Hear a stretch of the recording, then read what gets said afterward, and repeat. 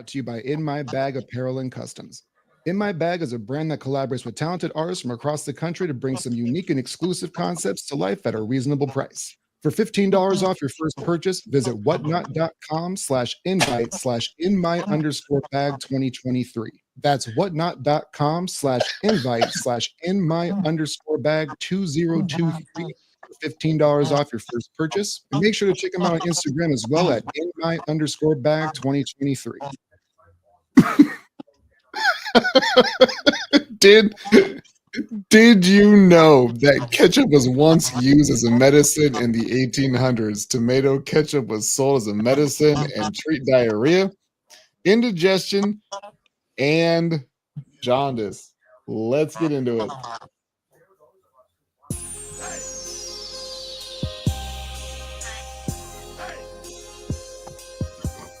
Dude, you are terrible.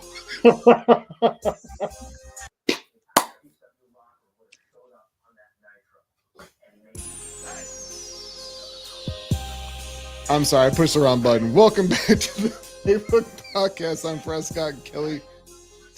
Tony threw me the hell off because he's wearing his goddamn stupid Eagles. Oh man, you can follow us at the Playbook Podcast on YouTube here, or get the audio podcast where you get your podcast.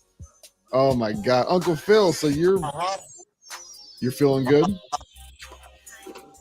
Let's go, God dog it. Let's go. I'm so mad that I messed up the intro though, man. I feel like I should just restart it because you like this one better because we the underdogs too, baby. You like this one better? Let's go. Let's go. You did that the last time too, which was they didn't switch it up. You only went one. You went the underdog. You didn't go Eagle. Actually, no, you went the Eagle first, didn't you? Yeah, I went Eagle first. I switched it up this time.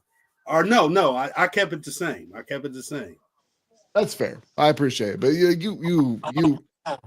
we were off air for a while, and you didn't tell me you were going to do that. Hey, which man. is fine. Hey, sometimes you gotta go off script, baby. That is true. It threw me off, man. It threw me the hell off. But what's good, everybody? Welcome back to the Playbook Podcast. I got Uncle Philadelphia, Zeb Mitchell with me. We got a lot to get to today. We'll get to the Super Bowl a little bit later on. What I wanted to get to initially was Deebo Samuel has to be traded from the San Francisco 49ers, which I think makes a whole lot of sense because what I mentioned, God, my audio, I'm so irritated because it feels like it's me, but I know it's not me, but it is me. Was Deebo Samuel had requested trade today, and when the Niners first signed him to their long-term deal, so this is going to be an issue because he doesn't want to play running back anymore, and you have Jimmy Garoppolo as your quarterback. Like that's going to be the biggest issue. And now all of a sudden he wants out, and people are freaking out. And I don't think it's a big issue necessarily. What it really is. God damn, this is really bad. Can you guys? Is this staticky on your end? A little bit. I can hear you, but there is a little like weird echo. How about now? Are we good now? I think you're good. Just it's so weird because I've never had this issue before. Oh. Check. Yeah. I can hear you. Check. You there? Yeah, I can hear you. All right. Oh man, that's all right. So I'll figure that out later. I'll edit it down after the live. But yeah, so Deebo Samuel wants to get traded from the San Francisco 49ers. What is your assessment of all right, this is all right, so Deebo Samuel wants is it coming now? I hear you. I hear you, bro. All right, sounds good, man. There's so much static at times, and at times there's not. It irritates the hell out of me. But so Deebo Samuel wants out of San Francisco. A couple of years ago, I said the whole reason why the Niners would regret this is because he doesn't want to play running back, right? And he's not a top flight wide receiver, and Jimmy Garoppolo was your quarterback. So, are you guys surprised about him wanting to get out of San Francisco? Because I'm not at all. But also, he's almost damn near 30, almost. I don't think he's going to have a whole lot of suitors for him if he's not willing to be the football player, if you will, as opposed to just the wide receiver.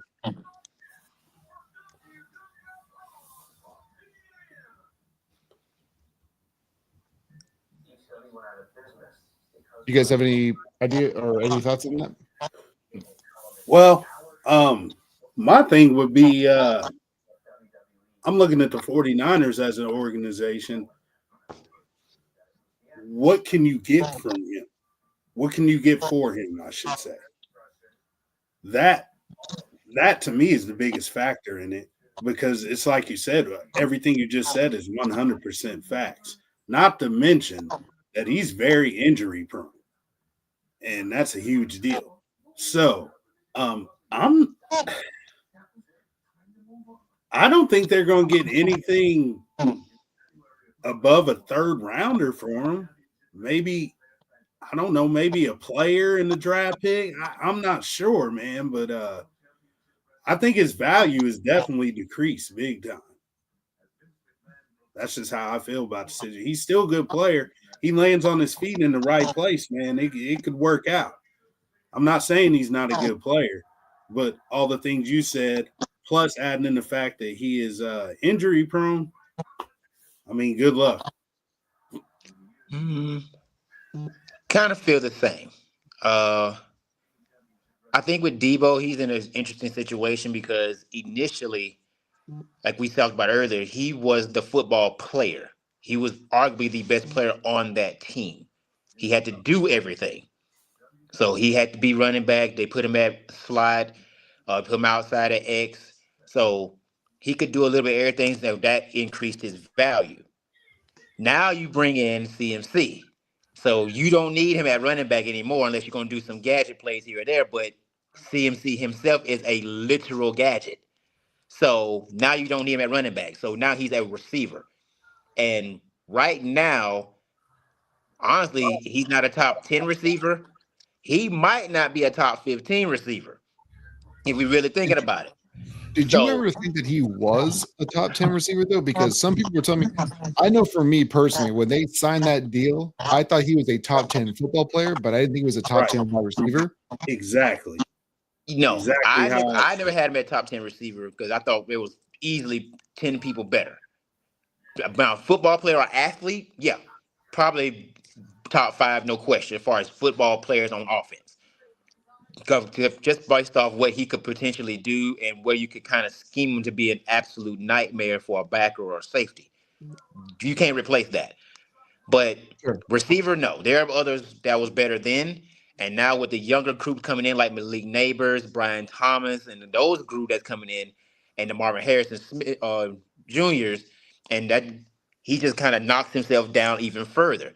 That's not even counting in the next few years when you got the next crop of big time receivers coming in, like Jeremiah Smith and Ryan Williams, and another crew come in. That's going to decrease his value even more. So he better go ahead and get it now. It's wild that Jeremiah Smith is going to get drafted when he's 19. And honestly, at 19-year-old right now, when he gets drafted, we could probably make the case right now that he's going to probably be a better overall receiver than Deebo.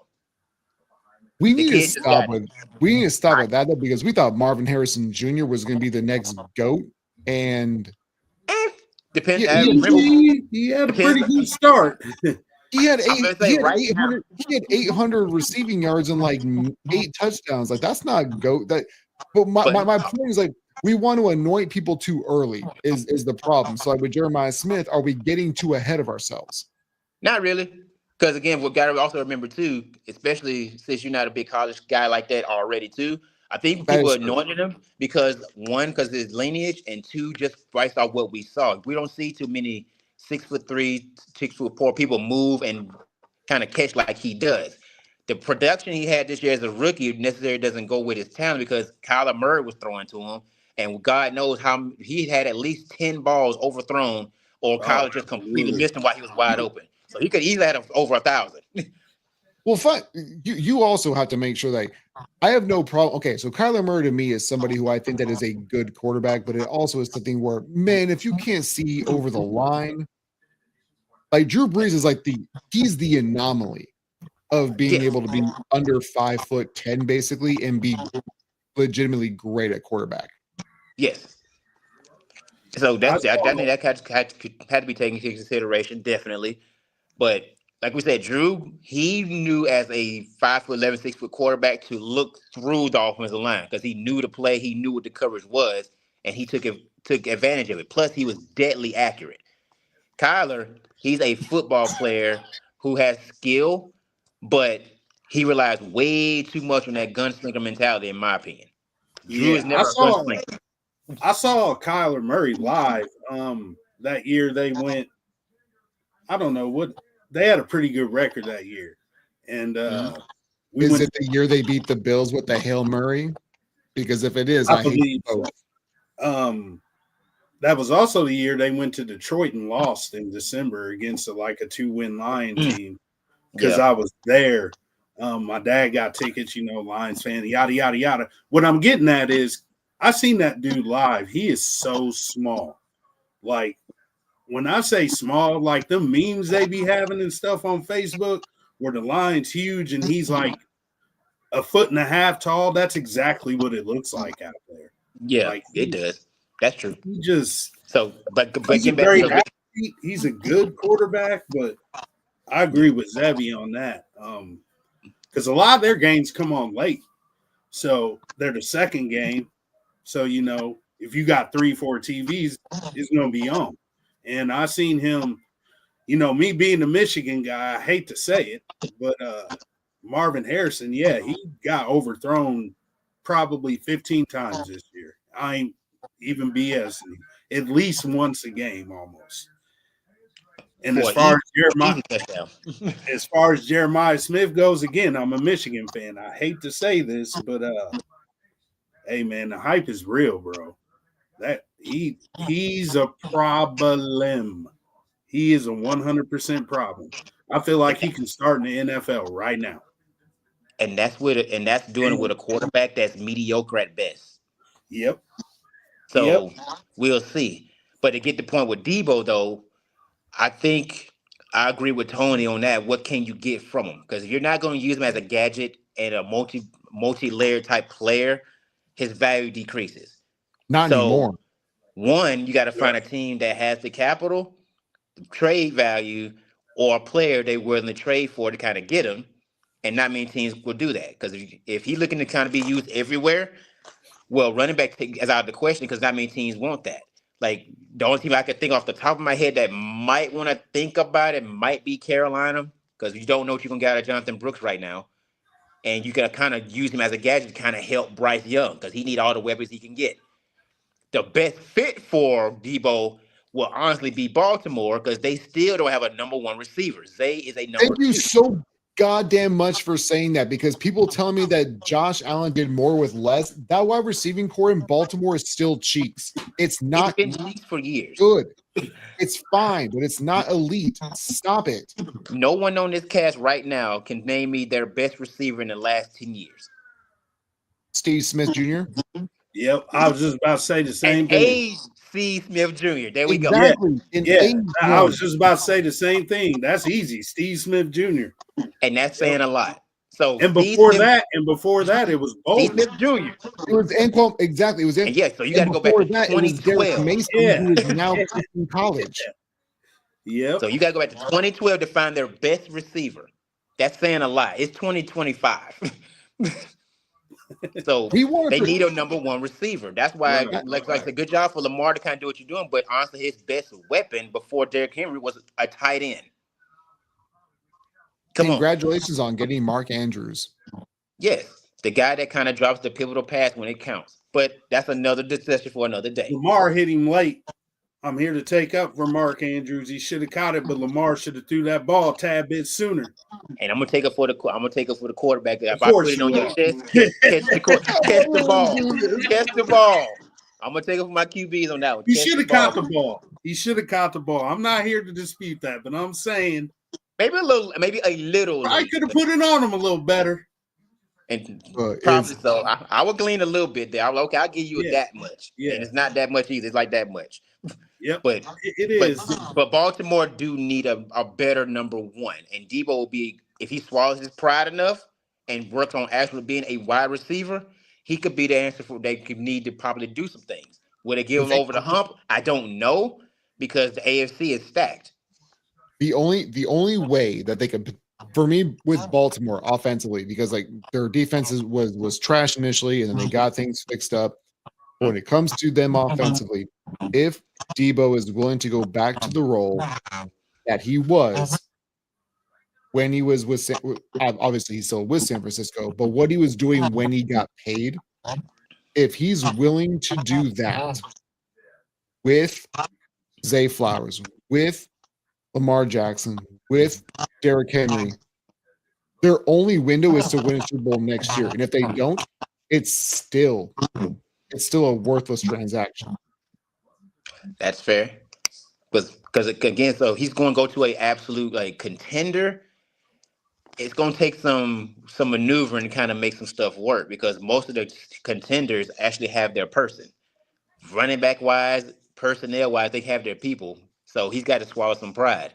If he wants to kind of be used all over to where it increases his value, then he's got to go to a mediocre / scrub team. So he's looking at like a Tennessee Titans, who pretty much like Tony Pollard type deal. He's looking at a potential like Cleveland Browns situation where we don't know how Chubb's going to do, because he's continually getting hurt on that knee. So we don't know. So it's really going to depend on what that team is going to offer, especially if it's a contender. Like, hey, like Tony said, I'll give you a third for Debo, but I'm not going any higher. Or if you're a scrub, yeah, I'll give you a second or first, but I want this in return to kind of take him off your hands, because he's becoming a headache. Well, there's I don't feel like he's necessarily being a headache. It's just the fact that like he overvalued himself based on being a football player, and now he's basically turned himself. This is not. They're obviously two extremes, because I don't feel like Taysom Hill is a great football player, quarterback, wide receiver, tight end, running back, or otherwise. But Taysom Hill is the guy who was getting paid, $14-15 million a year by the Saints, because he was the gadget guy. Hear me out on this. What about a place like Denver? Where they already love gadget guys because Sean Payton will already use them with Taysom Hill? Yeah. What about you guys? Buffalo couldn't use him? They got James Cook. So he got to go back to that's what I'm saying. That'll force him to go to the outside. Buffalo probably needs another pass catcher, I would think. I don't know. Will Debo swallow his pride on that a lot better than me, but that's a great quarterback. Quarterback just won MVP, man. And that'll be a couple plays away from being in the Super Bowl. The MVP conversations will come later on because so Craig Byers did say Debo to the Bills, and I'm not sure if that's the reason why you alluded to it just now, Phil. I didn't even see those comments. Oh, so the thing for me is I would welcome it if you wanted to, because of the way that Buffalo runs their offense. But again, it all really depends on what do you want to give up and what is he willing to do, because he's already been battered so much by being a football player that he's already said out loud that he doesn't want to be a football player. He wants to be a wide receiver, but he is not a top flight wide receiver. He's just not. So if you want to do that, then go ahead. Here go one they're gonna throw a loop, but just hear me out when I say the team though. Dallas. Hear me out. Mario said that I hate when you guys praise Josh Allen. No, it's not. I'm just a realist. I love you, Mario Like, Escolar. I appreciate your input, but go ahead. hear me Go out ahead, with Ben. Dallas though. Dak is coming back healthy.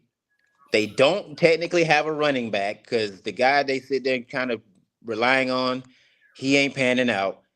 They already have a number one in CD, so that means Debo can just play the number two. Brandon Coast can Now be his number you can three. gadget Debo all you want, and we know Jerry got money. He don't spend it, but he got money. But that doesn't matter because there's a salary cap. Just because Jerry got Yeah. money doesn't mean the salary cap don't have money Yeah, because well, I the say salary cap that's my only question about the whole thing though will be what is their situation? Because I don't keep track of Dallas money situation that way. I kept track of my teams, and we don't do anything with money or without money. So that's another discussion. No, but the point is like the salary cap is a salary cap. Just because Jerry got money doesn't mean that he can just I know. like 'cause when it comes to coaches, you can spend whatever you want to. It doesn't matter what the you do because it's not part of the salary cap. But when it comes to players, there is some kind of construct. So Mhm. like just because they want to get him doesn't mean that they can. Yeah, like I said, I'm throwing out just theory as far as personnel and what could be the possible fit. Money in situation, you are right because you do need it. But I could see that potentially working for him, and Willard just playing in a dome for 8 games definitely helps them out too in a big market. But Debo, he really don't have many suitors right now because he's one. I don't think he's going to. I don't think he's going to swallow his pride enough to say, "Hey, I need to get better at just being a wide receiver. That's my role. Let me perfect that." I think he wants to go back to the early days of him being everything. But unfortunately, like I said, He's CMC not going to came do in that. and took that role from him. The reason why I think that he's not going to is if we already think that 30 is the line of demarcation where running backs don't matter. If he can't be good at running back and can't be good at wide receiver, he's going to want to get paid elite wide receiver money.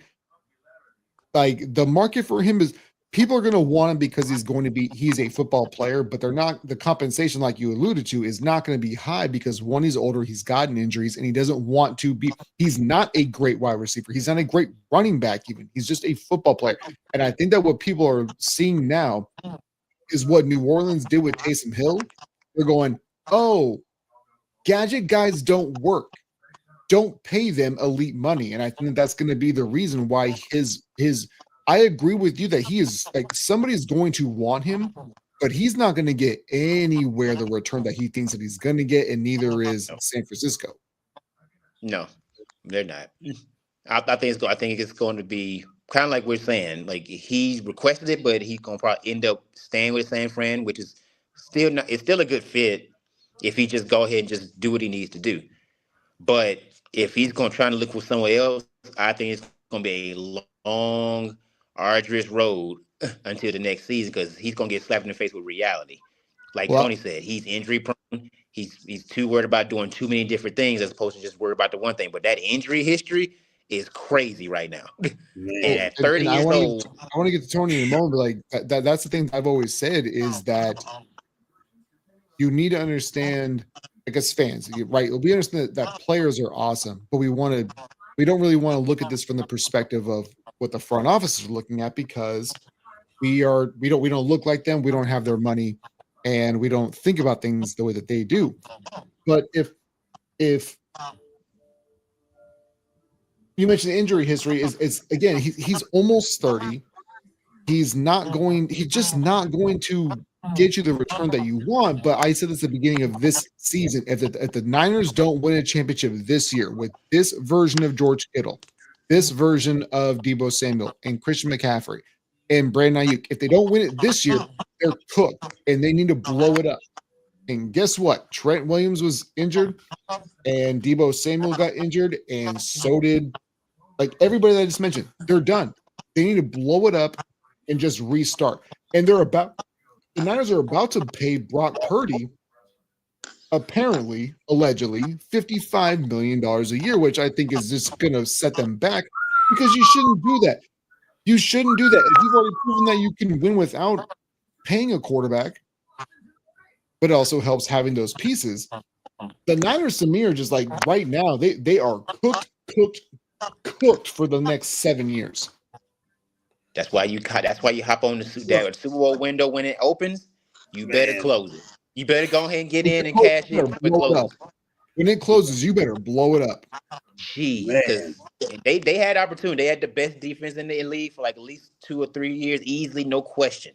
And now they got to start paying the Fred Warners, maybe Trent Williams. CMC gonna want another contract. You gonna want a big contract. Bro. And they aren't. Don't they have like 5-6 different positions where they're the highest paid player at?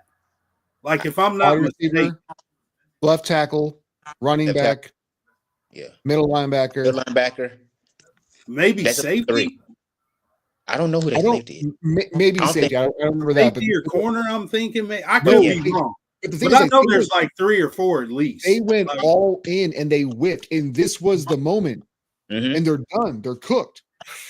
Yeah, like I said, I know Mario is going to hear that, but that window might be close to closing or close. It's close. Look, I love close. Escalara almost there could be a more than I salary love cap my hell family. before But too long. damn, They don't, man. Yikes. It's close. That's sad to see because that team was nasty out of the last 4 years. They were nasty. Good. They were so good. They should have got one. They should have got one. Yeah, they were so good. but there's this guy that wears number 15. And Never we're heard going to of be it. getting there in a second. Tim Tebow. Let's go move on to Hall of Fames. So, spoiler alert, Eli Manning didn't make it to the first ballot of being a Hall of Famer. Is that weird to you guys? Because Nope, it's not me. not at all. Nope. It kind of is to me because I Talk thought about- only reason why I'm saying this is because, hey man, I don't dog Eli like everybody else does. I do. I will. For the most part, he was cheeks against the Eagles. You know, I saw this guy twice a year for a long time. For the most part, he was cheeks for the Eagles. But I tell you what, man, on the road to the Super Bowl and them Super Bowl performances, and the fact, hear me out, and the fact that his last name is Manning, I would have thought, and as long as he played, I would have thought for sure that Joker would have got in first ballot. So here's some pushback. One, because his last name is Manning, has always been interesting to me because, like, when Arch played, he didn't win. Like, he didn't win, right? Arch Manning he won nothing. So if you didn't know anything about football and somebody told you about Arch Manning, you would have thought he won 4 Super Bowls. Well, I'm a Bills fan, and I'm a Bills fan, and guess what? We've closed a lot of third world countries. I understand what you mean by that. But I didn't mean it like that. No. But I understand what you're saying though. But it's also like Arch Manning was kind of put on the pedestal, right? Of like the greatest quarterback-ish who never won anything. But when we do your last name is Manning, Peyton only won one before Eli got his first, and then then Eli got a second, and then Peyton got another. Like, I don't necessarily believe in the whole Manning,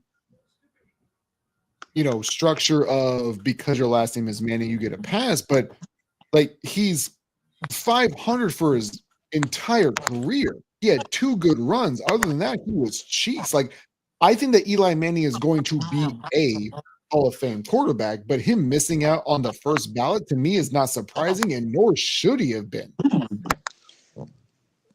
Definitely agree. I will give Tony this right here because the name thing kind of has some validity because again, Manning it's like royalty for football. Like you hear it, they play it. Like that's why Arch Manning for Texas is getting so much buzz now. Even Peyton Manning's son, who ain't thrown anything in high school yet, is getting buzz already. So it's football royalty. But in terms of what we know about the game, it didn't surprise me at all.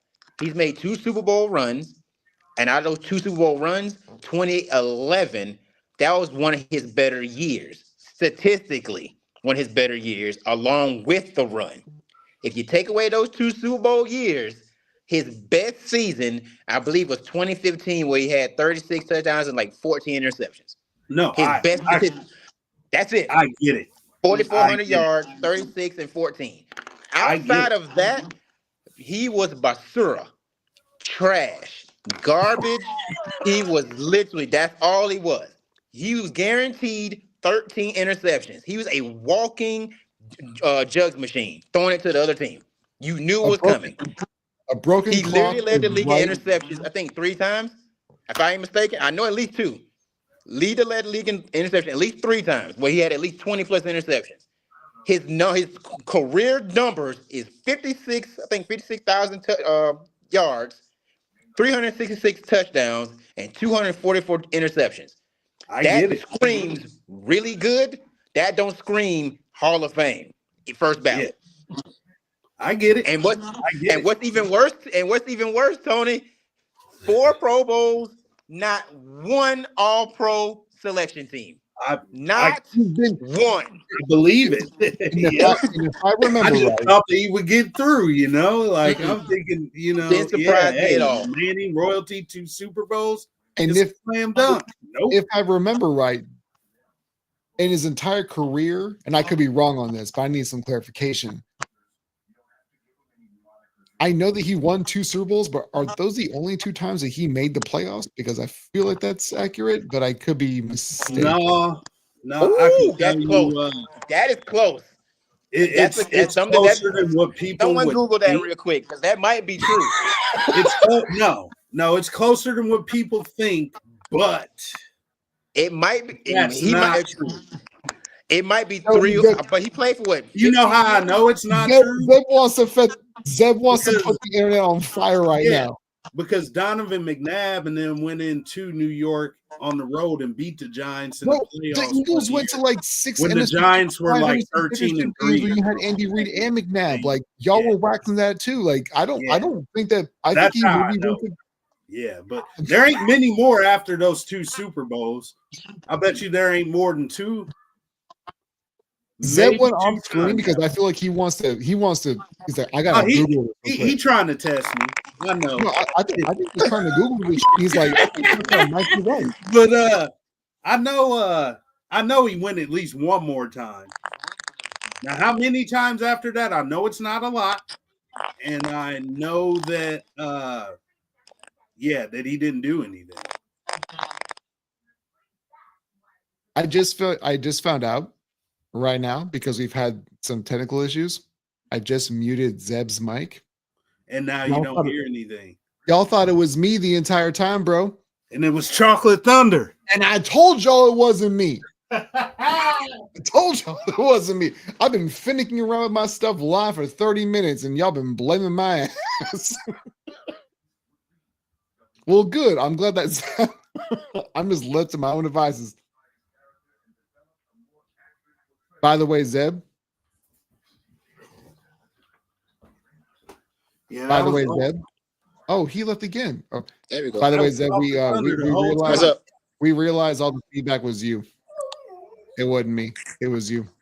For the last hour and 40 minutes, we thought it was me. We're still gonna blame you. Okay, let's continue though. And look, man, I'm okay with that. I did look it up though. Was I right or was I wrong? I did look it up. So it wasn't 2, it was 6. Damn. He made it 6 times. I told you there was a couple more in there. I didn't think it was 6. I would have guessed 4. It was 6. Like altogether, like Because we don't really count like those like 2000. I think it was 2006, 7, 8. Those kind of get left out because he literally just one and done. I think that's where Tony got his from. yeah. So yeah, that was one or two that we didn't think about. Because, but that was an interesting stat. That's the stat you should use instead of the ketchup one. No. Look, man, the reason why I use the ketchup one is because Patrick Mahomes loves ketchup, and like that's the theory that we should. That is the theory that we should be looking into. Is Big Ketchup the reason why the Chiefs are back in? Maybe it's Hines. But Don't be overall, blaming though, me. like it shouldn't really surprise anybody. It honestly shouldn't. Like, I get if you are, but to me, looking at football wise, it shouldn't. He's just been really good for as far as his overall career, as far as numbers. But here's a question for everyone. We still Has talking about anyone looked Kendrick? at Eli Manning throughout his career, every season that he played, and said, "Yo, that's a top 10 quarterback"? Never. No, Not you're. once.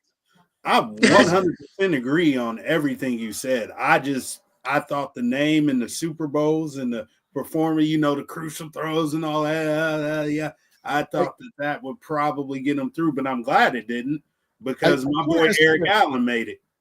I do want to ask you guys one question though, is because when did we change the format for only having 5 people be introduced? I thought it was more than that. When did I that thought that change? was weird too. I thought that was really weird. Somebody else mentioned that to me and I couldn't answer it. I'm like, I don't know. They said, man, they messaged me, hey man, you know a lot about football. Why is there only 5 people in the Hall of Fame? I'm like, bro, I honestly don't know. Zeb? I mean, I don't have I an can't give answer. you a specific answer why they kind of choose 4 or 5 people.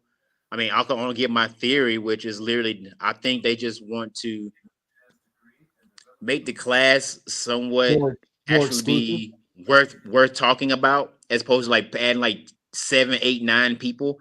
They're trying to make it give it that exclusive look. Like, yeah, we took the best 5 of the group, or we took the best of what we had, as opposed and as well as with the newcomers too.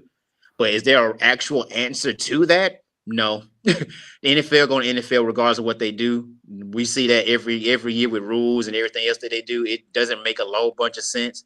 But at the end of the day, it's better than the NBA. So I just feel like it's weird because I remember it being more. I thought it was 7 or 9, and then all of a sudden it's I thought there was at least 7 to 10 people. I told the guys. So I thought it was like 7 myself. And that's what I thought was. So when I started hearing like, oh, we only let 5 in, I think that it can be it's basically a version of the NFL is becoming the Hall of Fame is becoming the Hall of Good, because that's how people want to address it, right? They want to put it in perspective of, well, anybody can get in, because the NBA is not just specifically for the association. It's your entire contribution to basketball. And I feel like some people are getting to that point with the NFL, and I don't know why they changed it. I don't know when they did, because even last year I thought we had 7 or 9 go in there. But the ones that got in is people getting more outraged, but you can't get more outraged on the first ballot ones. We put too much emphasis on the first ballot, I think is the biggest thing. Yeah. The people who don't get in when they like Torrey Holt, the people who are outraged about Torrey Holt, I 100% understand. You should be furious if you think that he should be in the Hall, because he should. Agreed. And I agree with that too. I think we do put a lot of emphasis on first ballot, but the ones that actually no ball, we understand. If you don't get on first time, you're going to get in. Like Sterling Sharp is a literal example of someone that literally had to wait his turn, and then boom, he rightfully got in. Should he have been first ballot? Very debatable, but he's in. But as long as you get in, I don't think anyone cares if they're getting at 40 years old or they get it at 60. Hey, I'm in. I think that's I agree, and I don't, because we understand that egos are a part of what all of this is. And if you think you're the best, because as a professional athlete, you're supposed to be, right? We've heard cornerbacks who get burned all the time say, I'm the best in the league. Adam Peckman Jones has said, I'm the best in the league. No, you ain't, but you're supposed to think you are, right? So, but like when I see folks that don't make it initially, if you're upset about it and you legit, like, not even just in your eyes, but the public eyes, like Eli, he might think that he's supposed to be, but he's not. But we also have to take into consideration, like, look at it from the human perspective of, I made it to the NFL. I was considered one of the best who ever done. Eric Allen is a prime example. Eric Allen was an actual fine, really legitimate. Like, I don't want to go so hyperbolic and say he was a Hall of Fame, or not Hall of Fame, but a MVP caliber corner. But he was somebody who we all thought as kids growing up watching football, we thought that dude is one of the best who ever do it. And he had to wait till 2025. That has to eat at you when you've been so far removed from the game. So I think that for us to just say you got there, don't worry about it, is also disingenuous to us to think as people, like, if you're not recognized for how great you are at your job, even though like they're obviously not the same thing, but man, if you've been sitting on that for that long, you have to think, man, it's about time y'all recognized it, right? I have a problem with, like, for instance, the Steve McMichael situation, Mongo. God bless Mongo, man. Mongo's about to die. You know, he's got a rare disease, and, you know, Mongo should have been in the Hall of Fame a long time ago. Now you're going to put this man in because you know he's about to die. Now, see, and that's always bothered me too. In that state, can he really? He don't deserve it. I mean, he deserved to be in, but he deserved to be in a lot sooner, man. When that man was healthy, could have walked across the stage, got it. Now you're going to give it to him. Walk down with this. I have a problem with. I have a huge problem with that stuff too. Like, y'all knew that he was supposed to push it down the line. That's man, it's BS, man. So we got to look at it as well too. Is the timetable for people to get in the Hall of Fame, is it long enough to where we respect the older people too? It's a good question because I understand the special cases like the Kobe Bryants of the world where he died, and I think the next year they put him in the Hall of Fame. Although I can give you a pass for that to a certain degree, but is the time frame for when you retire to when you're eligible, is it long enough to where we can get the Mongos and the Sterlings are actual people that deserve to be in? They can get their moment, and then the people like Jared Allen, they'll have their moment after them. Is the time frame long enough? So let me ask you this question, because that I've thought about it, but I've never really put it into words. Do you think that there should even be a period of time to wait before you should be in the Hall of Fame? The problem that we run into is that some people retire and then come back. So there's always that. But I think it should be cut down to 3 years. I like that. I've always thought that. Like, why are we waiting 5 years? You know, half these guys like Brady. Come on, man, put the dude in the Hall of Fame. Just put him in the Hall of Fame. Because you said 3, I don't think it like 2 myself. Because once you're done, like I'm officially done. Yeah, put him in. But that raises a question too of should you? So now this is real. This right here is real sports talk. Can you be in, or should you be inducted into the Hall of Fame while you're still playing? Ooh, that's tough, because, man. Like right now, if Mahomes want to be like, hey, I'm done, be like, done, press the red button. You got the launch codes, Hall of Fame. I say do it. Because at the end of the day, I say do it because at the end of the day, we know if that person's a Hall of Famer. We know it. Do we though? Because we're just talking about Eli Manning, who most people think he was the epitome of mid his entire career except for 2 runs. And some people thought he absolutely is because he beat Brady twice. And some people say he's not because he was cheeks the rest of his year. We all don't know though. How about this? In order to do that, you have to play X amount of years in the NFL. Yes. That's what I'm going to say too. I don't even like that because if that were the case, Terrell Davis and Gale Sayers may not be in the Hall of Fame. Well, they would still go. I was going to say put a caveat on it too. Thinking more on the Hall of Fame while you're still playing. Oh, gotcha. Okay. Yeah. Like, give that part right there because you can't. It's not going to be fair if you say that you play 6 years and all of a sudden you're done. From my perspective, I'm saying I don't mind it because out of us 3 right here in the chat, as well as everyone else that probably watches ball too, you know a Hall of Fame talent when you see one. Like we knew Aaron Donald is going to the Hall of Fame when he was playing. Like this guy right here is different. He pops off the screen. Everything he Right. does is just absolutely otherworldly. There's not too many people get pretty much compared to Lawrence Taylor very often. As a defensive tackle, like this guy is dominant, Exactly. and we see it. And so he kept playing. Even right now, we're like, you know what? He's so good. Let's go ahead and just induct him now. Like let's go ahead and put him as eligible like now because he deserves that. He's that good. I don't necessarily mind, but just to Tony's point, X amount of years, yeah. So give him 10 years minimum. Like you get to 10 years, you can be eligible. But there's always those Gale Sayers of the world too, where they don't play super long or something like that pop up. It's like, dang, he didn't meet the requirement. Do we make a special, incentive Concession. just for him if he plays 7? Because Not- he's a Hall of not- Fame neither- talent. He just plays 7 years because Honestly, I'm I tired of think playing ball. I want to go work at Costco for the rest of my life. Oh, okay. All I know is that Nigel has too much coach in him. He hates every single thing that we're talking about right now. He is in the chat blowing up. It's like, this isn't my football. This is not how I listen to sports talk radio. Who? He is furious. Nigel Brown. He is furious right now. Man. Hey, He'll get over it. Yeah, he'd be all right.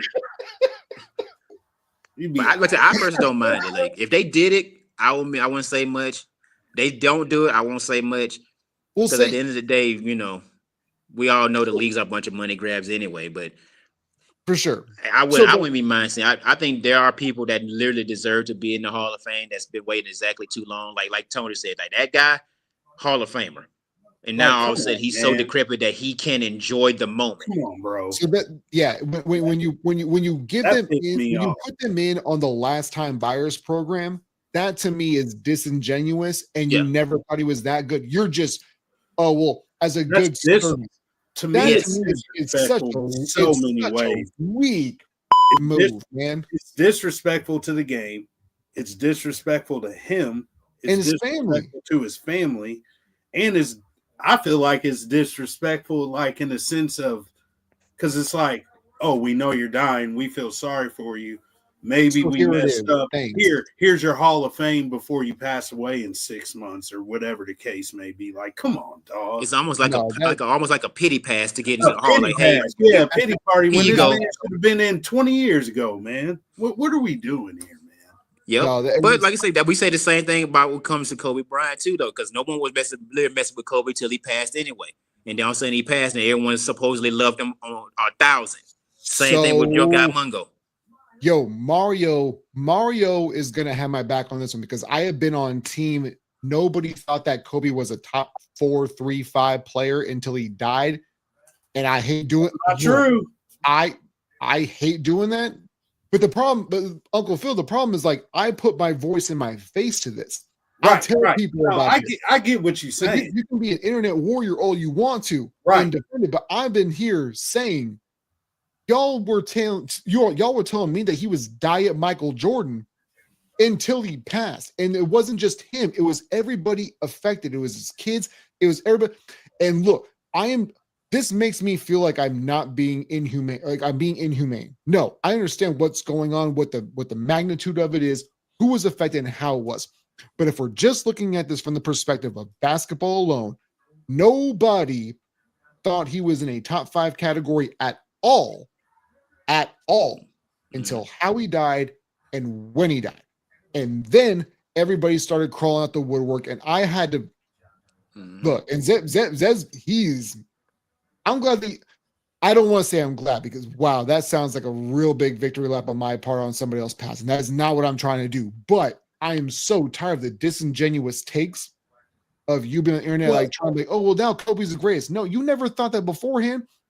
Well, you got a lot of people just in general that do that. For instance, Oh, for sure. when someone passes, certain Everything is people glorified. act like like that they were closer to the person than what they really was. When I die, I'll be the greatest podcaster ever. Oh yeah, Just kidding. absolutely. I won't be. So I get what you're saying, and From Alaska, baby. he was he wasn't he wasn't necessarily in my top 5, but he was definitely in my top 10, and I Yes. stand on that because at the end of the day, you got to put him at 10 because I feel like he's at the very worst the second best shooting guard of all time.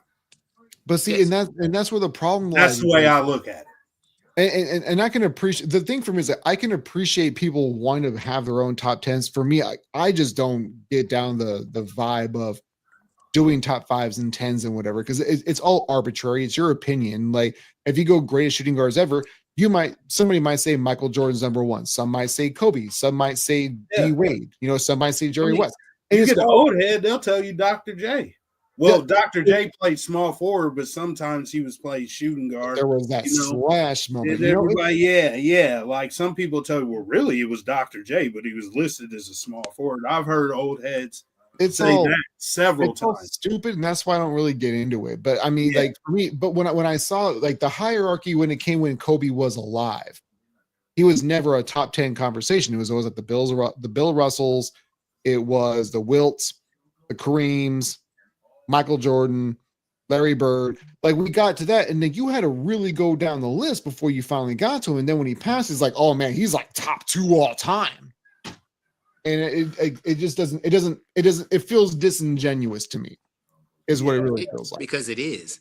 Like I say, because once everyone sat right there and literally said what they said before, and then they waited till he passed. Like I say on every chance I possibly get, if you're liked, you get passes. If you're not liked, you will get shut down. And everyone called Kobe a jerk and everything else, but before he died. As soon as he died, we forgot everything said. We forgot everything done. And just like now, you notice no one brings up that Colorado stuff. It happened, and no one said a word about it. And they're not going to. But the same thing I say about Mr. Tom Edward Patrick Brady. That dude Saturday had 2 scandals tied to his name, and yet we still tab him as GOAT. Hey, I don't tab him as my GOAT. You leave Tom Brady alone. Tom Brady ain't got nothing to do with this now. Like, see, that's just the Michigan and you talking, and that's fine. Yeah, you damn right it is. But Thomas Edward Patrick Brady, Giselle, whatever her last name is. Yeah. Yeah. Can we also agree that she's overrated? She been overrated, and that's what I'm gonna say right there because I could have drawn in a little bit further. I'm gonna say that's we not offline. We are not offline anymore, bro. We gotta be live. That's not for me to decide because the G Hive will get after you. I've never had a girl that looked like that or in that category or whatever. I may shot a couple half-court shots and made them from time to time, but but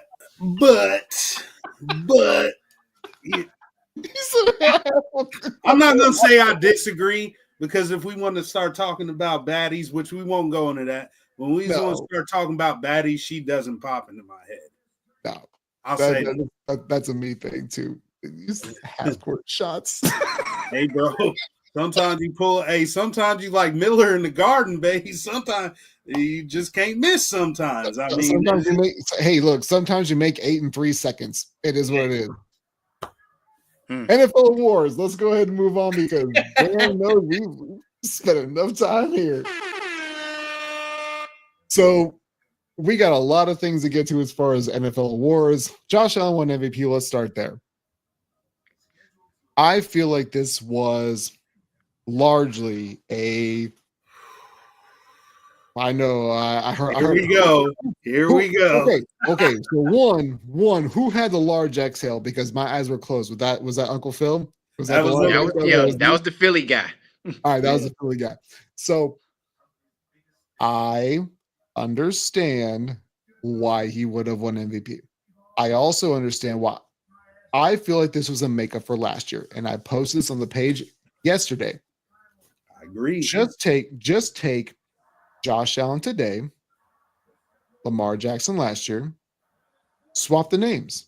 Yep. And be good with it. And stop bitching about it because we are going to see this for the next 400 goddamn days of who should have won MVP. Last year it should have been Josh Allen and didn't. this year. It should have been Lamar, and he did. Guess what? Now the MVPs are still the same, but just like this. Stop being angry. This is going to be LeBron Jordan all over again, and I don't want to do this on my timeline because I already get the Jordan LeBron stupid all the time anyways. We don't have to. Just acknowledge Lamar should have won it this year. Josh Allen should have won it last year, and move on. I got the hot take for everybody then since you said that. I ain't team Josh Allen. I ain't team LJ. I'm team Saquon. Saquon should have been MVP. And I'm Bottom okay line, with that case too. closed in my book. I'm tired of people sitting right here going to get to the award stuff and turn into, hey, give him this award because we like him, as opposed to giving it to the award who deserve it. Saquon rushed for 2,000 yards for a person that literally thought was injury prone, had nothing left in the tank, and was not going to take Philly nowhere. Tony continued pretty much say the same thing before the season started. Like, if they use Saquon like they supposed to, and he's healthy, he's gonna pop off. I remember somebody in the chat. I'm not gonna say any names. I remember somebody in the chat saying, "Oh, he won't last 8 games," and yep. I said promptly, I wonder what happens against one of the best offensive lines in football and actually 2 wide receivers and a good quarterback. Oh my God! Yep. Oh my God! Like, that's what I was trying to say. Like, but I don't engage like I used to. I just simply said he's going to be running behind a wall. He will be fine. And I said he's going to do his thing because Saquon's got talent. Yeah, Zebby was all over that. So I'm team Saquon with that. Shout out to Josh Allen because he balled out when I literally thought he might have a struggle here because outside of James Cook, he didn't have any outside people to help him outside of Khalil Shakir. And I like Shakir a lot. But I was like, I don't know if Josh can have his shoulders are big enough to carry this right now because that's a lot. And he did. And shout out to him. But was it an MVP season? I don't know.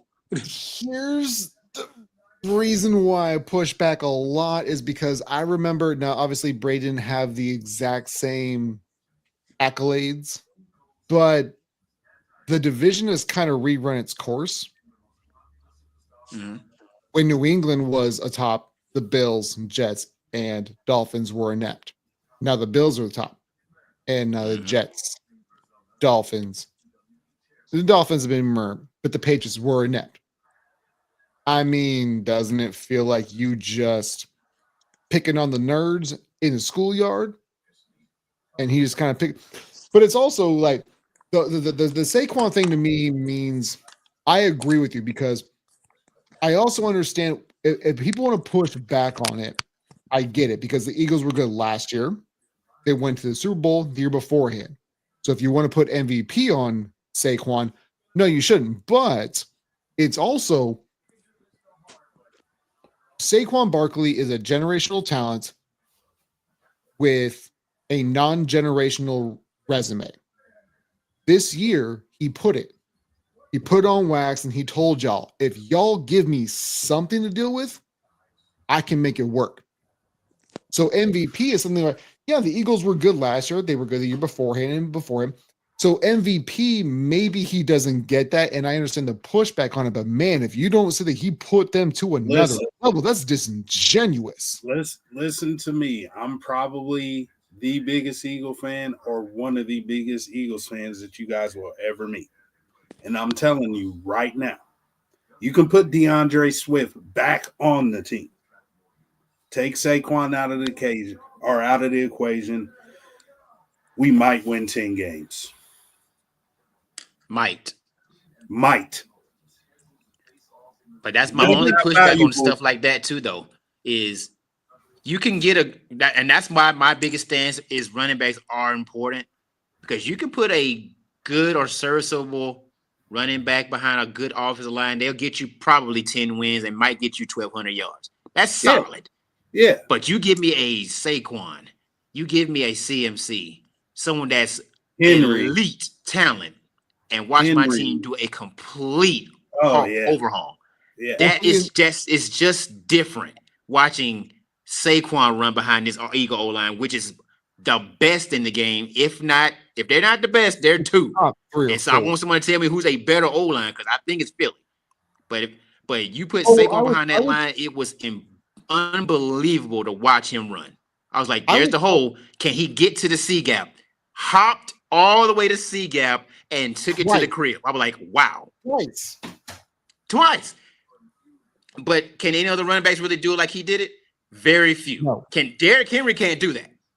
Derrick Henry's a straightforward running back like that. I honestly think our two tackles. Derrick Henry never could do what he did. Derrick Henry's another animal, but he doesn't do it the way that he No does one does it like Saquon. That's why you Saquon. No. The I feel like our two tackles got robbed. Maybe CMC healthy. Our 2 tackles got robbed for first team All-Pro. They're both second team All-Pro. They both. You know who also got robbed for first team All-Pro? Me not being a Bills homer. This guy. Yeah. I'm just trying to create my own awards now. It's your podcast, so technically you can have the you do what you want to do, man. I'm doing victory laps, man. I'm doing victory laps on the things I was right. Hey, look, man, like, look, Uncle Philadelphia. You and I talked about this last week. I picked Chiefs Eagles in the Super Bowl before the season even started. So did you. You did. Mm-hmm. You did. I did too.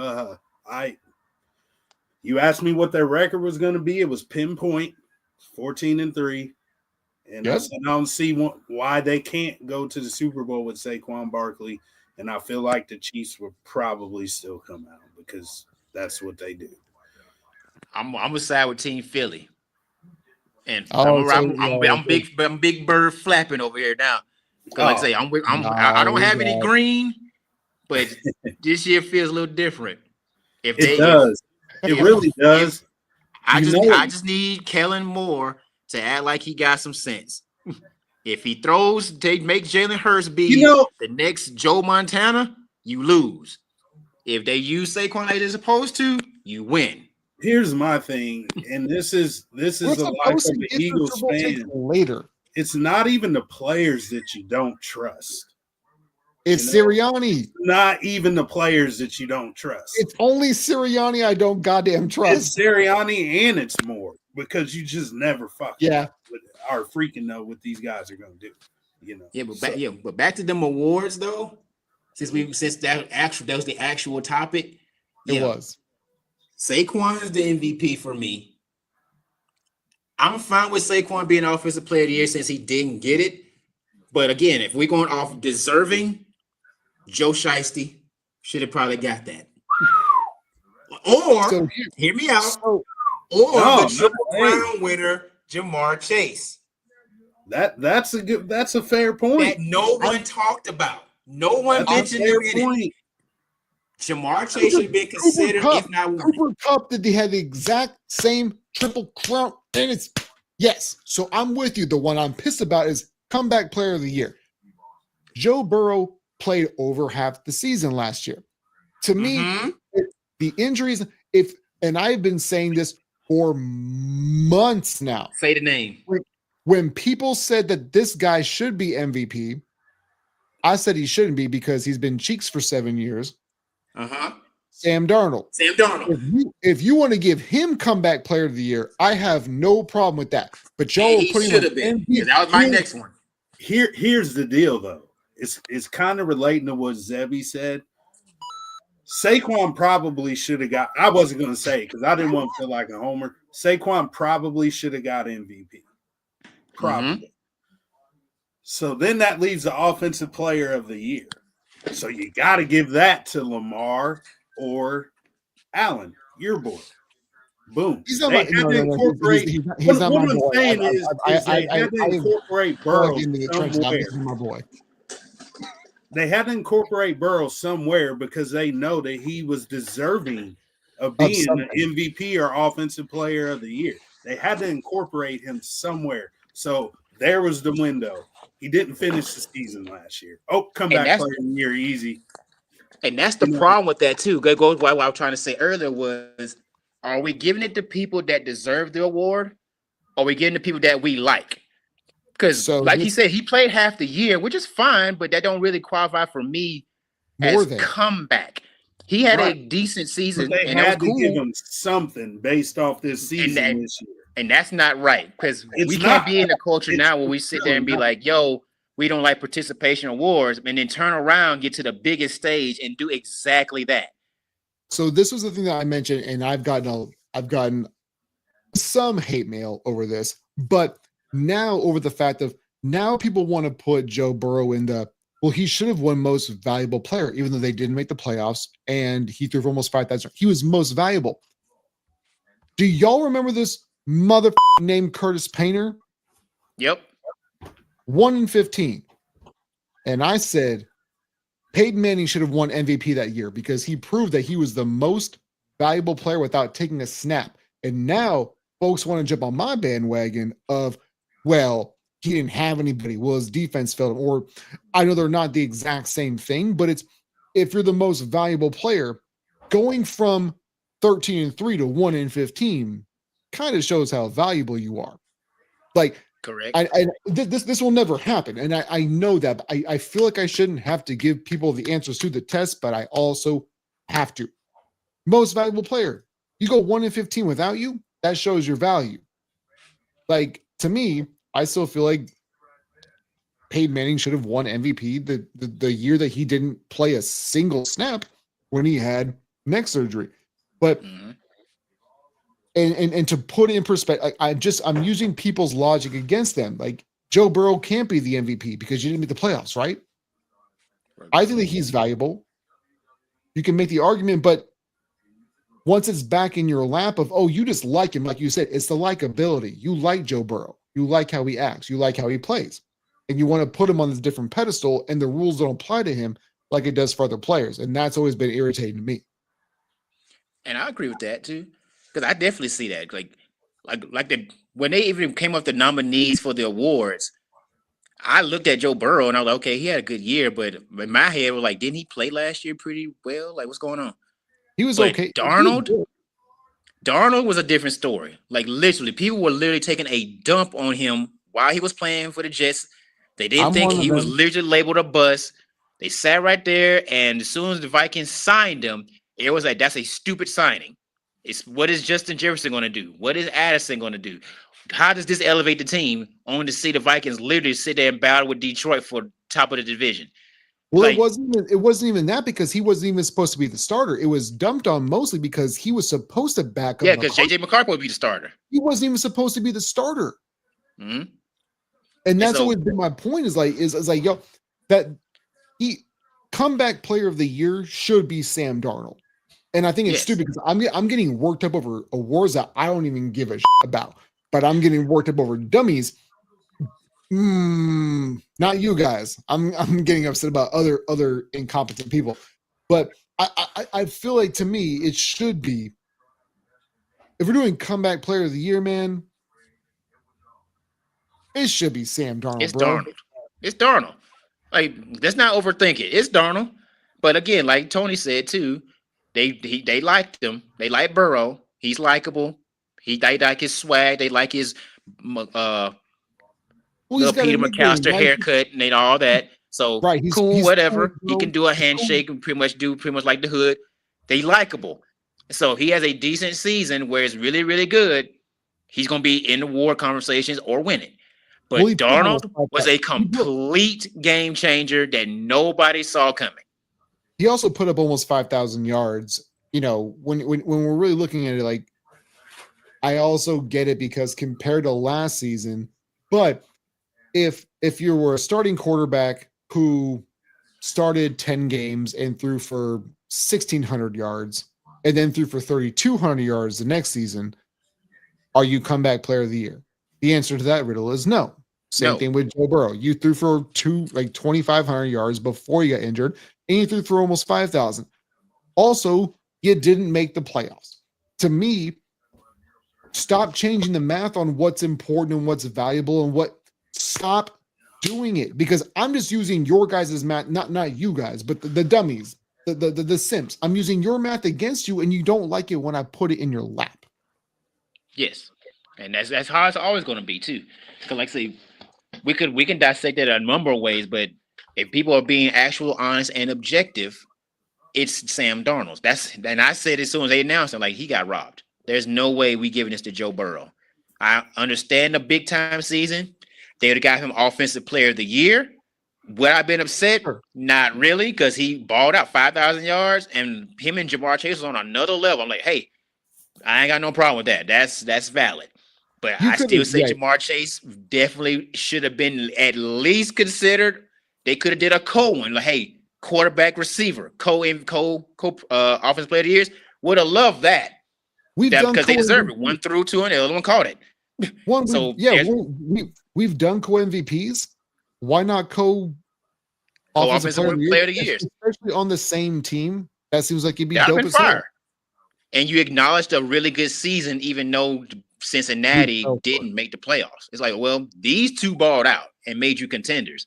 So shout out to y'all for having a fantastic season. Because like you said, Cup had a triple crown and it's almost laughable to put anyone else in that conversation of offensive player of the year. It's like, yeah, this war is locked up. Like, why? Because this guy got a triple crown. We ain't seen a triple crown in years till he did it. Now we had what, two triple crowns in 3 years? Yeah, exactly. I'll tell you what, Come on. What I want to do is I want to get to a couple more awards of the years, and then we'll get to the Super Bowl stuff. We got about 30 minutes left until we got to wrap it up. So, are there any other awards for the NFL that you guys felt were disingenuous? Because for me, I felt like Coach of the Year for the Vikings was whack. Yep. I don't feel Zeb is really, he's aggressively going, this is some bull, man. I don't know. I mean, I don't feel it's whack, but if you have an argument against it, I will probably 99.9% acknowledge it. I will agree with that argument. But where there probably, there's a few more people that could have won it. But Quinn is where I go. Quinn got to be.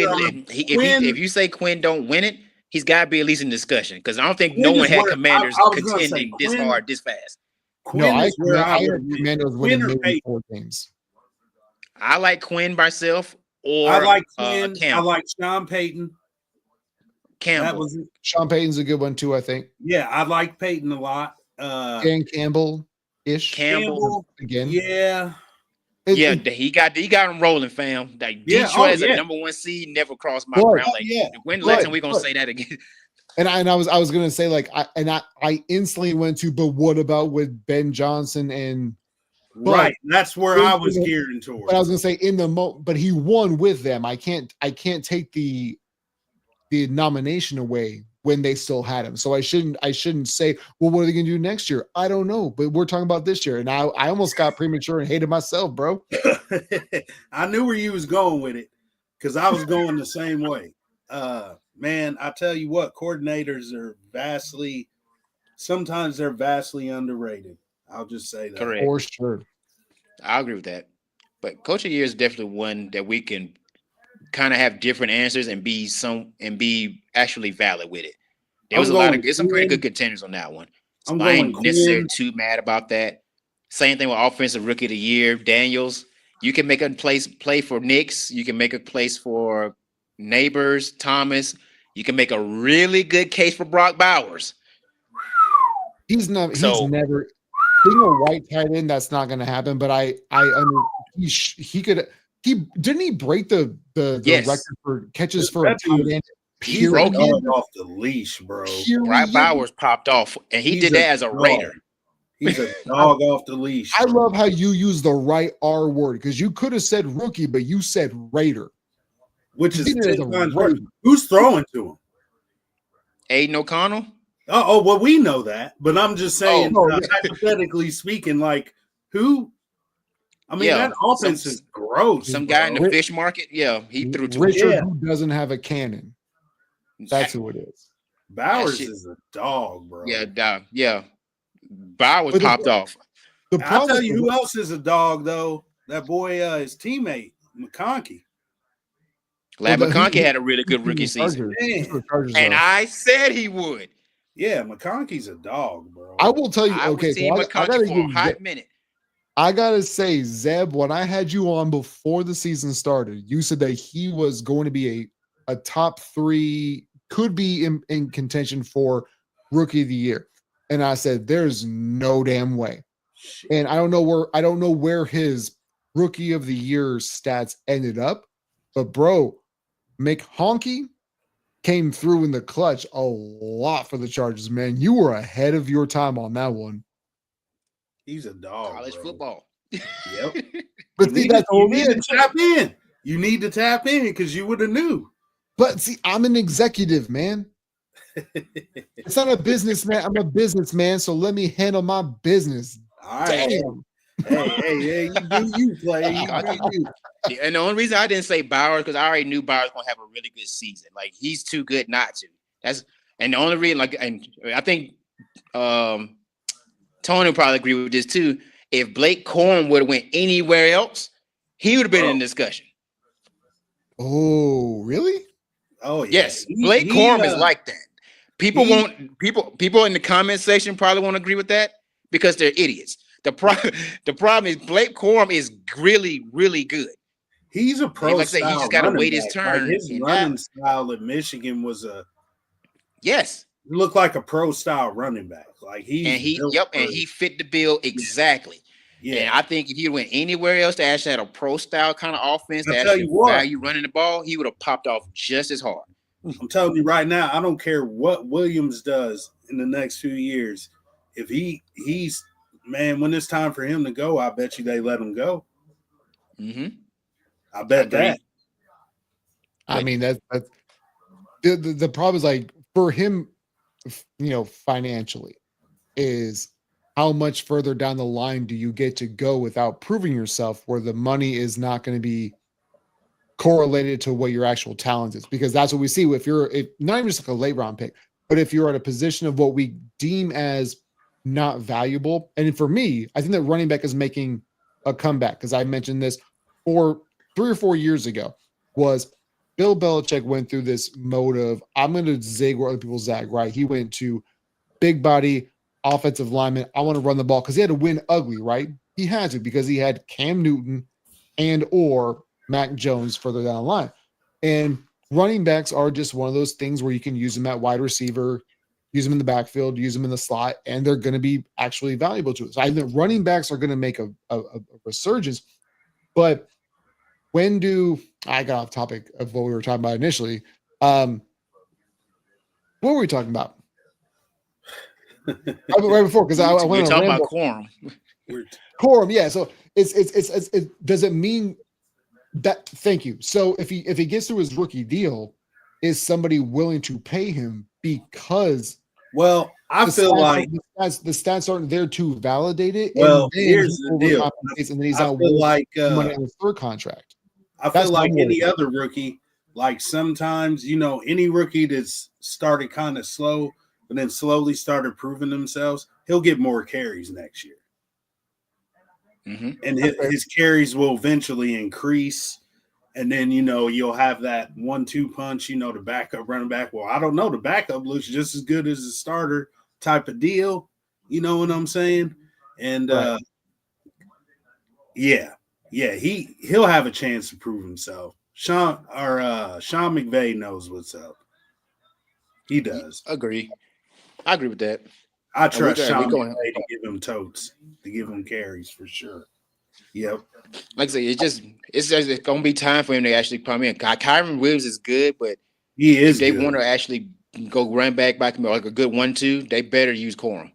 Yeah, because I know a team that probably will use him if he don't let go, because they do need a running back. But Blake Corum is good. But but going off of just rookies, you could tell McConkey at Georgia was that dude though. Like I don't believe in just big time athleticism. I look at separation. That kid can separate. I look at people getting open. I don't care about your 40 time. And then he just happened to go to a big body, 6'5", Justin Herbert with a big arm. I'm like, Justin Herbert is not the greatest person in the world, but he see a while ago. He's not gonna miss too often, and he's gonna try to thread the needle. Like this guy got reliable hands and he can separate. Big year. I don't know, man. From what I understand, Justin Herbert's a top 5, 6 quarterback. I hear that a lot. Man, they smoking that shit. I'm just saying, next man. topic. Yeah, Oh, please. We're not diving into that. We're not diving into this. We ain't talking about drug addicts today, man. Next topic. Come on, man. It's Super Bowl Sunday, man. This is why I love talking to y'all, because y'all can see right through the smoke screen. Moving on. Yeah. I pushed the wrong button. He got too many buttons. Whatever, it doesn't matter. Like, it doesn't matter. Super Bowl predictions. So, Uncle Phil, I know I had you on the podcast last week. Mr. Zeb, we haven't talked in a bit. Where do guys land? Go ahead, Zeb. That's a true Since gentleman. I have my birds, and we ain't gonna be in it for another 10 years anyway. I'm gonna ride with the birds that's gonna be doing something today. I'm riding with Philly on this one. Nice. Oh man, That's just me, because it's not necessarily a hate for the Chiefs, because again, I can't hate dynasties because my college team is one, or was one. So shout out to them, to Kansas City, for actually playing well, because it was hard for me to see Chiefs actually in this game. Like they got Mahomes, but is anyone else going to step up and actually do anything? And they did. So hey, shout out to them. But I don't know why, but this feels different for Philly. It really does. Like their energy is a lot different this year than it was 2 seasons ago. Like they believe in running the ball, and that's my MO, because to control the clock. I think they keep Mahomes on the sideline long enough to sit there and have a possession or two lead, and Mahomes is not going to overcome that. I think the defense for Philly this year is a little bit underrated. I don't think they're getting the love that they're supposed to. Jalen Carter, I think Nakobe Dean, I think Nolan Smith, shout out to Cooper Dijon, my cousin unofficially, Mitchell at corner, Blankenship. Like, that's a really good defense, and they're playing in a dome where they have to worry about no weather. They just gonna let the speed fly. I think that right there could be a difference maker, because if it was outside, maybe elements getting a little bit of the way. There ain't no weather down there in the Superdome. It's just a track meet, because I've been on that turf. It moves different. I had teams in that turf. They move different if you got speed. It's crazy how it moved down there. I just got a feeling that this is Saquon's first Super Bowl, and he's like, this is the bright lights. I'm finna show out. Yes, Spags might have a scheme to kind of stop him or try to slow him down, but I don't think they will, though. That offensive line is the difference maker. It's going to be battle of strength versus strength. Can the Chiefs D-line with Chris Jones disrupt the offensive line for the Eagles? I don't think it will. I think they're going to do just enough to kind of keep everybody at bay. Can Jalen Hurts not turn the ball over? If he does that and just play within himself, Philly by 10. So what you're saying has nothing to do with the new white cornerback regime. Oh, he gonna do his thing. I got no problem. I like him. He gonna do his thing. We back at quarterback, dog. Like, Blankenship, he's gonna get a pick today. Somehow, some way, he finds the ball. I was just about to say, hey, don't leave the other exciting white out. Blankenship finds the ball. Like he's play, man. I don't know what it is with him. Like I'm not gonna get super crazy when I say this, and I promise, don't get crazy when I say it. He kind of gives me an Ed Reed feel because he's always around the ball, fumble or pick. You better be careful with that. I said it with my chest. He ain't got the talent of Ed Reed, but I'm saying he sniffed the ball like him. Somehow he always ends up with it. Zach Bond, get that kid too. Before we get to Uncle Phil, I want to say something real quick. So I had Sierra McGee on the show Sunday, or on Tuesday, excuse me. And I had him ask me, or I asked him, who's your MVP and what's the score? And I told him I gave him $50 if he got the score right, and another 50 if he got the MVP right. Now that we're here, because you're doing such a blatant Blankenship for an interception, I'll pay you 50 if he does. You owe me 25 if you don't. You want to take it or no? Oh, what was it again? If Blankenship gets an INT, I'll give you $50. If he doesn't, you owe me 25. Run it. Let's go. All right, Uncle Phil, go to your take, man. It's on wax, so everybody knows. Okay, yeah.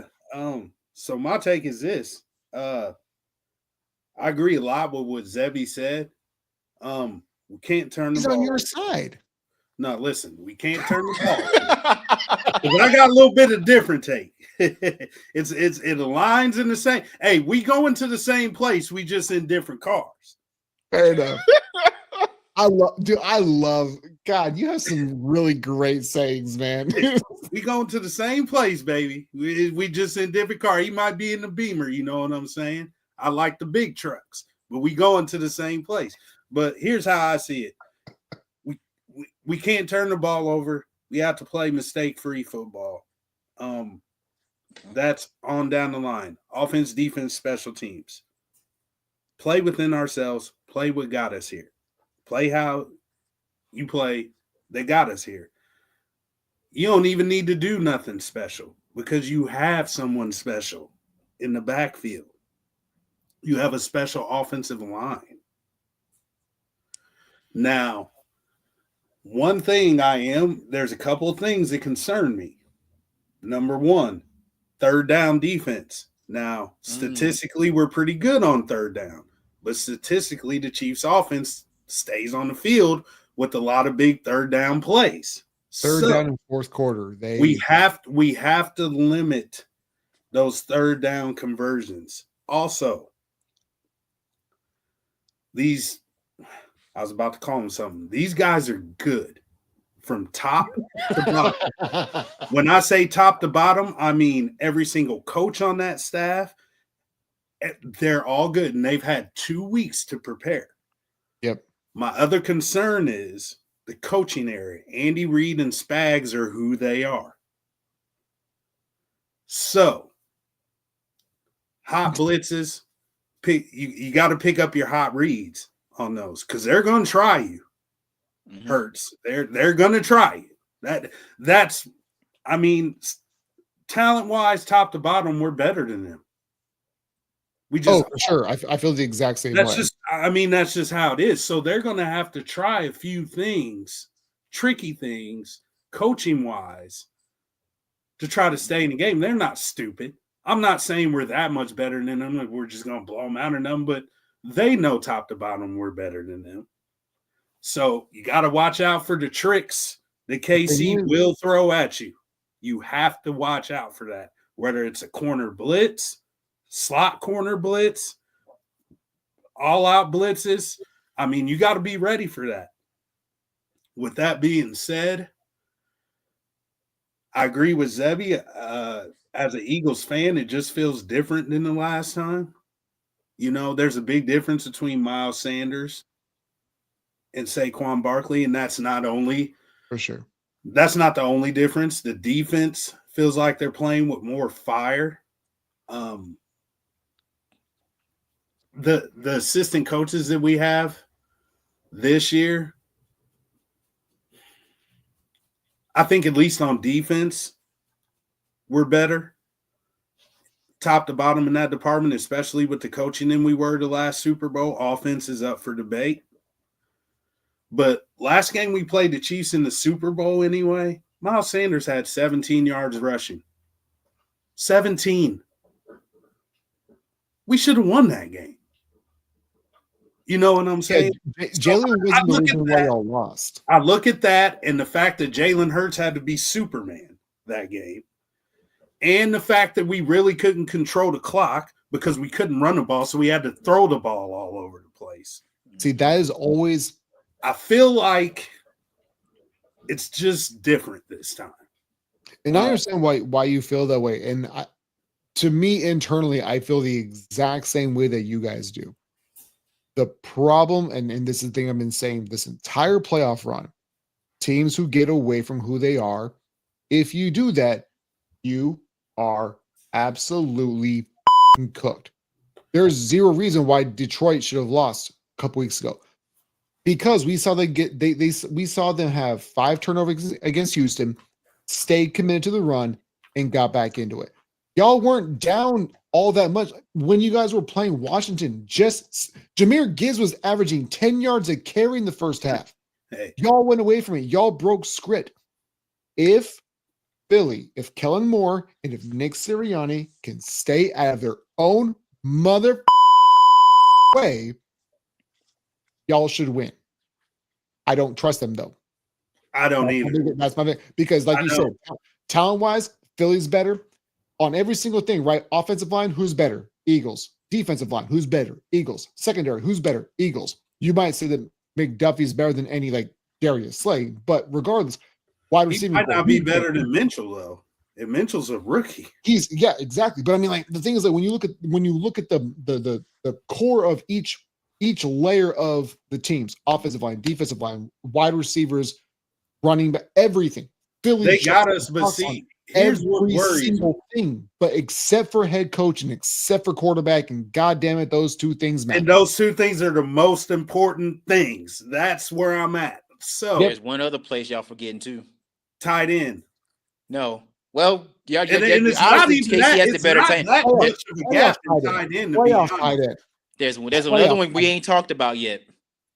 Don't do refs and don't do penalties. Hey, Zeb, if you say Taylor Swift a ref, I'm kicking you off this show forever. If you say ref, hey, Taylor Swift, you hey, they gonna Wait, say, hold I'm on, wait. biased. What'd he say? Can you help me out, Zebby? Can you help me out? They All right, gonna if I I'm say what, biased. Prescott? Can you help me out? I say if you say it's the refs or Swifty, I'm booting you off this show forever. Don't you do No, it? it's not. It's not one of them. I No, like you too it's much. actually Don't you do football that. related. Kicker. Jake Elliott is a liability. He's a liability, and We had everyone this, knows it. We had Y'all this just like you're not talk in the facing chat, Justin so Tucker I'm right gonna now, keep huh? this short and sweet. Jake Elliott can make or miss any kick. Yes, Oh, he's too 50-50 I'm for just me. gonna leave it there. If it comes down to a field goal to win, but Tony, pray well, he's and pray again. Jake Elliott is the Jameis Winston of kicking. And Woo. look, and what Oh my happens God. like, Oh my this God. dude, like this mofo was kicking that game last year against the Bills. I know you remember that. Homie kicked a 57-yard field goal in a tsunami. And then Yep. Shank And then Shanks extra points on a It's a 65-degree sunny day with no Mhm. wind. What are you doing? But that's why I say he's the Jameis Winston of kickers, because Like, every single game he's going to give you 3 plays where you go, nobody But can make With that. that, And they go, with nobody that would make being it. said, and I know this is the Chiefs, so I hope this doesn't happen to even test this theory. Every time Jake Elliott's missed an extra point, the Eagles have won the game. Y'all Well, better we hope he does can't that. blame elements at all because, like I say, they're in a dome. No, So if he you just can't missed, blame then elements, and No, I don't can't- even want to test that theory. Okay, You can't blame elements, but you can Trust blame Elliott's. I don't want to come that's a in bar. here. You know, I don't want to be a saying bar. Monday morning. You know, we're 7-0 now that Jake Elliott missed that extra point. Because when he misses that extra point, I might slap the nearest person next to me. Look, That's I'm just just something glad to I look live in into Alaska. for real though. That's if the game is close, I'm gonna get a little nervous because I don't know which Elliott's gonna show up. You, I'm gonna get. I said a little nervous. Like I'm not gonna have like alcohol beside me. Like okay, I time for a shot. That's you. no. You know, I got my own kicking cocaine, problem. alcohol, man. I'm like Uncle Snoop. You know what I'm saying? We'll just leave Oh, that well, like that. Well, That's why you got all that if the green game on is you. close, you're gonna go from Snoop to Wiz Khalifa. I'm gonna go from Snoop to Lawrence Taylor if it gets that close. Whoa! I'm just playing. Oh, you leave Whoa. Joe Theismann I'm out just of this. playing. Oh, I'm you just meant playing. you meant I'm just drugs. playing. Gotcha. You could have said Michael Irvin at least. Nah, no disco dust either. Nope. I love how you use the phrase disco dust. You're the We gonna first leave person- that in the 80s. All right, you guys got anything you guys want to throw out there before we go and hang it up for the day? RIP to my girl Courtney Hollis, man. She you know, I'm not 100% sure what happened. I don't have a lot of details. I don't even think I would tell them anyway, to be honest, just out of respect. But RIP to Courtney. She was a big Saints fan, so I know that she'll have the best seat in the house today at that Super Bowl. RIP, my friend. Go Birds. How about you, Zeb? You know, Uncle Phil. shout out to all my friends. You know, I already got two on the podcast right now, but my boys, Cornell, Mario, obviously Big Tony was on here with me. But LaShawn couldn't make it; he's still driving. So shout out to him too.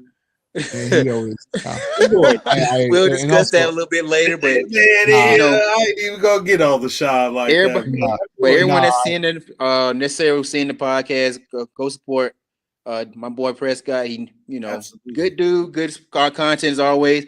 Shout out to him, share the content, like, subscribe, and all that. But at the end of the day, focus on being good people and start worrying about things. Yeah, and when it comes to LaShawn, like Uncle Phil, you were on the show with me last week, and we didn't know what was going on because we were kind of clowning LaShawn. We're like, "Oh, why can't you be here?" And then we found out what was going on. So prayers up for LaShawn and Absolutely. his family, because we didn't know what was going on, and I felt really bad in real time us doing that because we didn't know what was going on. No, but I had no clue.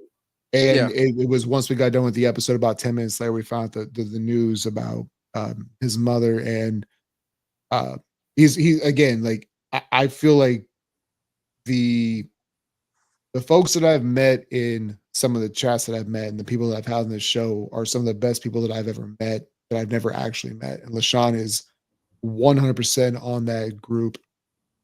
And when it happened, after the fact, I felt absolutely terrible, and prayers up for him and his family, because he's one of the best dudes. Yeah, prayers up to him. Everything we say is always of love anyway. We're pretty much a really good family as far as friends. Sure. Yeah, so there's a prayers. I'm not crying. You guys are crying. Don't be little sisters. And everybody just take care of themselves, man. You have to look.